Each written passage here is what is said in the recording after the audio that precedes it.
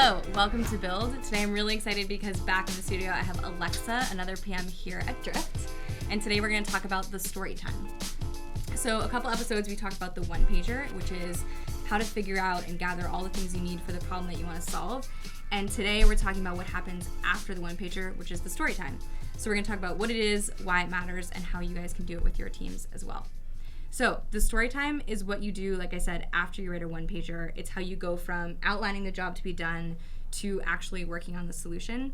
And it's the sort of the first step that you do as a whole team. So you've written the one-pager as a PM, you've gathered all your requirements, and then you get in a room with your coworkers, and that has to be design, it has to be engineering, and the actual people who are going to design and build the product with you. And then you get together, and then you start to outline and clarify the problem that you're solving and develop open questions. Yeah, and so I think the two key things to remember before you go into the room is the purpose of a story time is not for you guys to develop the solution. It's for you guys to develop open questions about how you might solve something. And so that's an easy way for you guys to stay focused, is remember that you're not developing and making decisions. You're just creating a list of questions you want to answer afterwards. And it's also a really important time for you to share the context that you've been creating with the rest of your team and help them empathize with the user. Right. Yeah, so I think one thing to call out is that story times should be simple. They should be fun. They should be but engaging. Yeah. We'll get into the tips and tricks and what we've learned over the course of time and how to make them a little bit more engaging. But everyone should speak. And again, like, it's the entire team that should be in there. And I think we can just get into what it looks like. Yeah, that sounds great. So the first step, before you can even have the meeting, it's super important that every single person who's going to be there reads the one-pager. So A, you have to have a one-pager, and B, people have to read it. Because what you don't want is having people come into a meeting sort of unprepared. They don't know what's going on. They don't know what problem you're solving. And then you end up wasting the first half of the meeting just talking about, things that people should already know. Right. So make sure the whole team comes prepared. Usually we'll write the one-pager and post it the day before we schedule a story time. Our team uses Slack really heavily, so we use a Slack bot reminder 1 hour before the meeting and say, hey, don't forget, everybody come prepared. Please make sure you read this. Yeah. And then the 3 steps once you're in the room, the meeting room for story time are: 1, it's your job to orient the team. 2, together as a team, paint a picture about the customer pain and the job to be done. And then step 3 is to develop ideas and open questions about how you might solve that pain. So I think it's important to remember, as somebody leading the story time, you're not really a dictator or a leader. You're there to facilitate the conversation. So in these 3 steps, I have a list of example questions that you can use to help facilitate the discussion. So step 1, when you're orienting the team and helping them get focused on the problem,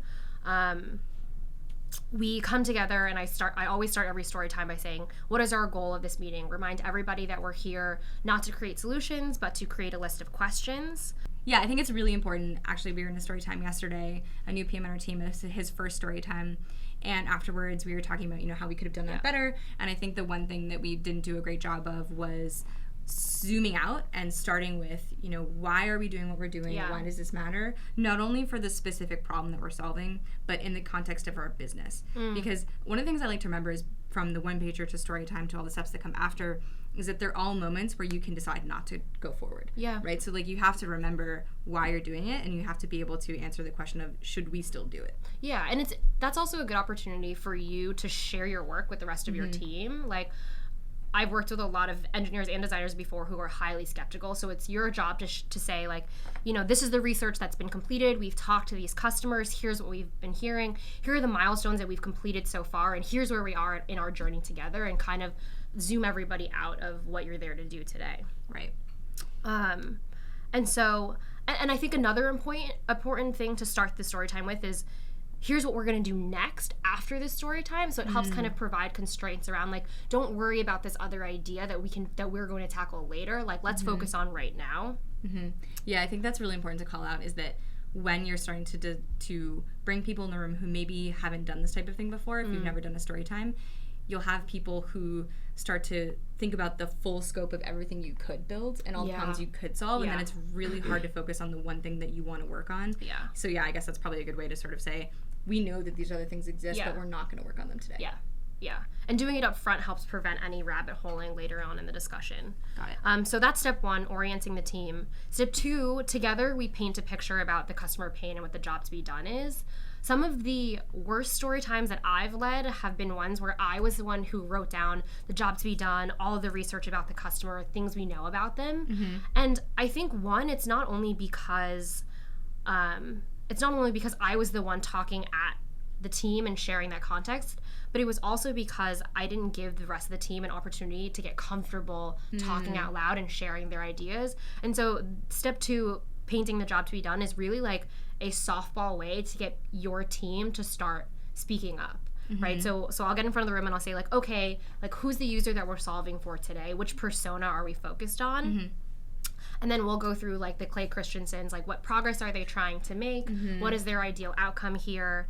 What's preventing them from making that progress? What do they care about socially, emotionally, functionally? Like really getting ourselves into the shoes of the user and helping us understand what they want.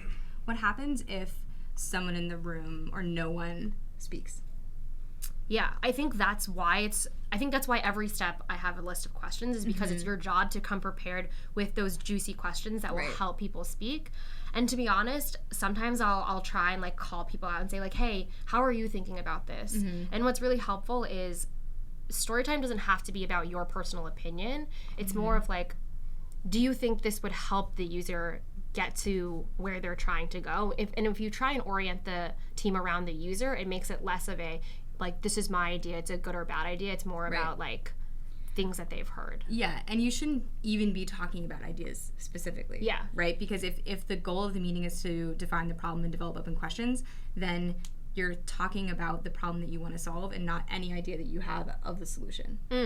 Right? And I think that's something that we always talk about, which is, especially as PMs, I think you've done all the work to build to write that one pager, and then you probably in the course of doing that have some sense of what you want to build, or you think you should build, or some assumptions about that, especially if you've like picked a role model. Yeah. So then I think it's really easy to go into a story time and say, and to frame the whole discussion in a way that gets the team to say the things you want them to say to get the solution that you want them to build. Yeah. And I think it's really important as a PM or whoever's facilitating to not do that and let the team. Yeah, I think that's an important clarification, right? Yeah. It's not that you shouldn't be talking about ideas at all during story time, but like as a PM, I try and be the last person to share my ideas because I want to influence the team as the least amount possible. Right, because we're bringing the problems and it's their job to figure out the solutions. And what I'm always fascinated by is like the process it takes to develop a shared language and all of the assumptions that we have, even though we're solving the same problem. Every single time I go into a story time, there's always like some context that I haven't considered, or some idea that I haven't considered, or something that's like really important to the user that another person on my team has thought about. Right, which you wouldn't get if you sort of tried to influence them. Yeah, exactly. So that's steps 2, painting a picture about the customer pain and the job to be done. A quick tip is I'll sometimes draw a picture of a user profile on the board. It's like a silly way to get people comfortable. What's really nice about Drift is we have a lot of internal customers, so we'll pick some of our favorite sales reps, or we'll pick some of our favorite people on the marketing team.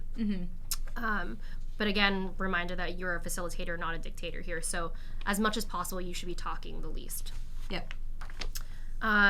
So step 3 is for you as a team to develop ideas and then open questions. So questions that I help use to facilitate this part of the discussion are like, how might we solve this pain? What do we know that users are doing today that they're using to solve this problem?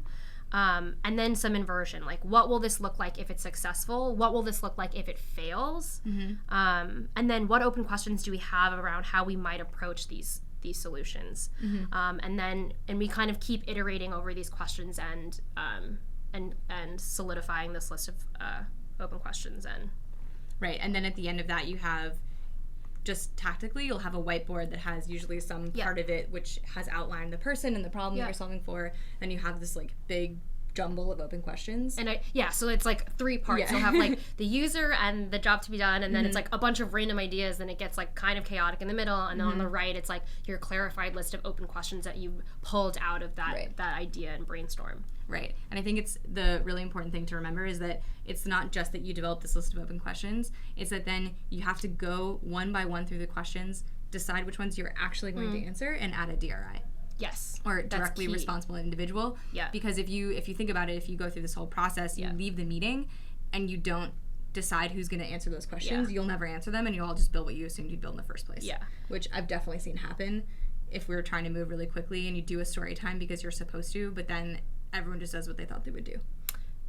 Yeah. Teeing up Maggie's next episode. It's also important for you to assign the date, and so the way we work backwards from the deadline for each open question being answered is when you're hoping to kick off that piece of work. So I'm sure one of your next episodes will be the kickoff. So yeah, we try and say, here's our goal for kickoff, and then here's when we need to answer these open questions by.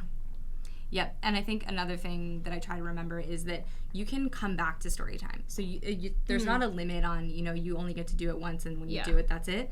I think depending on the complexity of the problem you're trying to solve, you might come back and do it again based on what you learn when you answer those open questions, right? Because you might uncover a technical limitation. This has happened to me before. Yeah. We thought we were going to do something, all of a sudden we uncover some sort of dependency or thing that we just can't solve, and then we'll come back and re-story time with that constraint in mind. Yeah, and one of my favorite things about story time is sometimes a team will say to me that I've made too many assumptions about what the user wants, and we need more information from the user, right? And so sometimes story time ends by saying, like, hey, PM, like, you haven't done your job well enough. We don't have specific examples, and we don't have enough proof. Yeah. And that's definitely happened before. Yeah. Yeah, and I think also I had a story time a couple weeks ago where we decided that we had a pretty good set of assumptions that we were going in with, but we knew we wanted to get more customer research as early as possible because we wanted to test some of the big assumptions we were making in the solution. And so part of, like, one of the open questions from the story time was someone go talk to these 5 customers and figure out, whether we're thinking about this the right way. Yeah. Cool. So quick tip, I always try and end story times with a meeting checklist, making sure I've hit everything on this list. So the first Maggie said was make sure all of our questions have DRIs and due dates, which are your action items leaving the meeting to make sure that story time is actionable. And then making sure we have a DRI responsible for transcribing all of those questions and keeping our notes and ideas on the one-pager. So that one-pager, again, is that living document that kind of follows us through the journey of building products. Yep. And then one of my favorite and most important pieces of the story time is making sure that we have an agreed upon tagline that represents the story and the solution. So it's kind of a way for the team to create a 3 or 4 word sentence that really summarizes the story that we're trying to solve for. And this anchors the team as they're iterating and building and making their own micro decisions together. They can remember exactly where we're trying to go and what we're trying to solve. Yeah, I think it's exactly like the leadership principles that we have as a company, which are things that we use to guide our decision making and tie break things and focus ourselves. Having a tagline as a team means that every time you're making a decision or every time you're trying to do something, you can just sort of check yourself against that thing that you're trying to do. Yeah, it helps focus you. Yeah. Okay, so let's think about the story times you've actually done. What is the most unsuccessful or worst story time that you ran? I think all of the first story times I ever tried to run. So story time was kind of born out of the conflict of us trying together as a team and figure out what we were trying to build. And we would always end those meetings with people fighting and butting heads about, like, how their solution was right or somebody else's solution was right, and there was really, like, no structured way for us to get on the same page. And so I think the worst story times are one, making sure you're not drawing out everyone's assumptions up front, and that's why we try and do the full team gets together and tries to say, like, this is my assumption about the user pain, this is my assumption about the progress they're trying to make, and that's why it's so important to do that up front. Yeah, I think the worst ones that I've been involved in, or that were definitely my fault, were it's always our fault. It's definitely always our fault. Not engaging people in the problem well enough and not telling a good enough story. I know that there's a million Seeking Wisdom and Build episodes about storytelling and how important writing is, but this is one of those moments where you can really tell how important it is, because if you do a bad job of explaining why what you're working on matters and is important and is interesting, the room is just going to be silent. And we've all been there. There's just going to be a team of people just looking at you, sort of thinking about why this meeting is wasting their time. So it's so important to come with that like energy, examples, customer quotes, just anything you can do to get the room sort of excited. Yeah, and I think what's key about that is making sure you tell the story well in the one pager, right? Because I've seen story times fail where the PM will spend the first 15 minutes repeating everything that's in the one pager, and then you've wasted half of the meeting, and then the team is just kind of staring at you, waiting for you to tell them exactly what to do. Yeah, absolutely.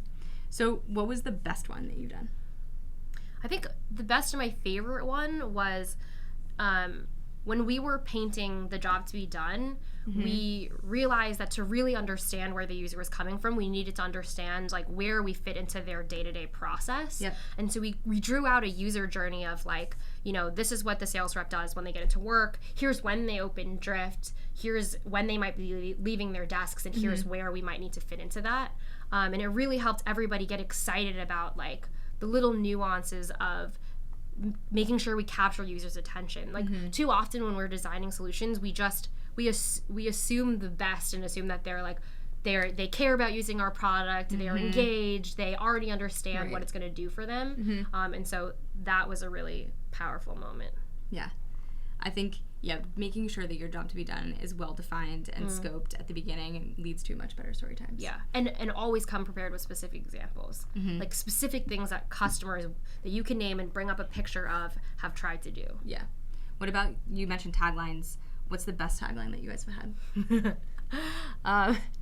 So we were designing something for our ABM product. So ABM is account-based marketing. It's basically when your marketing and your sales team work together to create a targeted approach to try and bring an account into the business. So marketing will send them, you know, swag or try and create content to get their attention.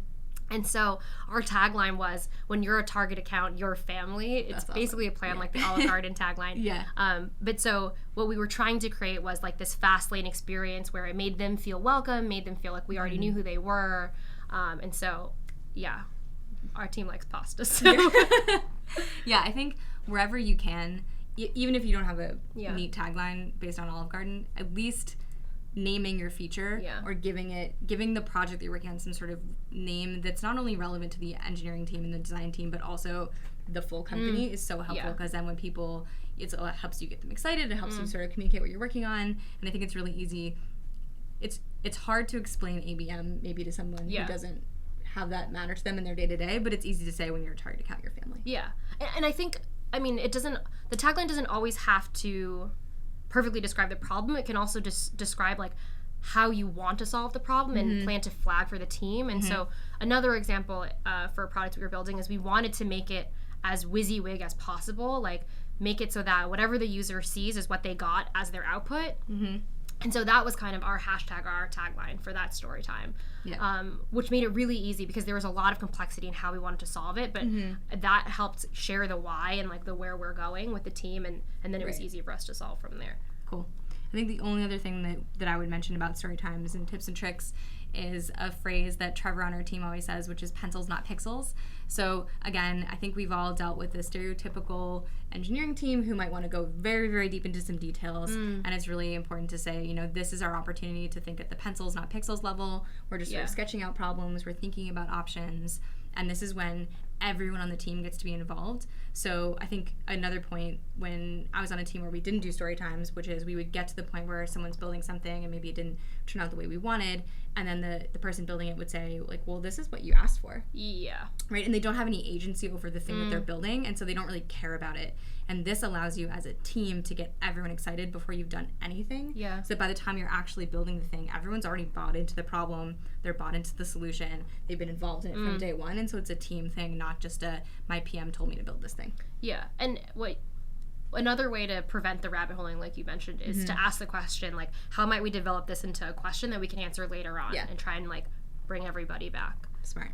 All right, so everyone listening, we want you to do a story time. It can be hard at first. Please try it out. They're always hard at first. They're Tweet at us. We'll try and share as much tips and tricks as we can. So please do a story time. Tell us all about it. Leave us a review. I think we need some shout outs for Alexa in the reviews. I don't think you've had any yet. No. So 6 stars for Alexa. Thank you for listening. And that's it. Thank you.